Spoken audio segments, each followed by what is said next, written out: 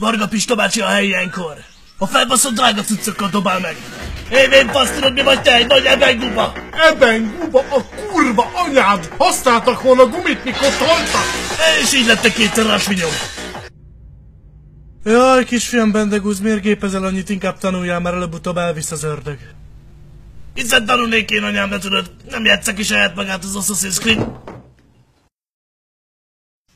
Tehát azt mondod, Bendegúz, hogy szingli ez a nő. Ha maga azt tudná, hogy milyen szégli, szerintem 50 éve nem nézett rá ember. Na majd én bejáratom. De csak arra figyeljen, hülye, mint a faszom, tehát hogy próbálkozni kell. Én nem próbálkozom, én telekszem. Na ott ül, csapasd öreg. Már fel is álltam, te. Szolkolom szép szégem. Megdugnám Kendet itten mostan. Ez kajak, hülye. A faszomra húznám Kendet, he! Hát talán, ha előkapom a pöcöm, megérti. Mi a fasz?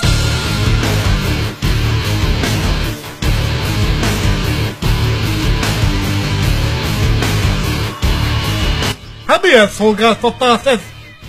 Ez egy állat! Mégis milyen szolgáltatásról beszél maga? Hát nekem egy fiú azt mondta, hogy ez egy kurva. Hát gyere már ide, hát nem vagyok pedofil, na! Oké. Aztán megerőszakolnak, mivel úgyis egyszer élünk. Hát ez nem nyugtat meg. Ó, hát ismertem az apádat, rajta kapott, mikor anyáddal voltam. Jézus. Mi a tanulság, Bendegúz? Na mi? Sosem menj oda egy vénfószerhez a sötétbe, aki azt mondja, gyere már ide, na tord le a gatyát. Mi van? Hé! Ha tetszett a videó, dobd egy lájkot, illetve ha szeretnél még ilyet látni, iratkozz fel.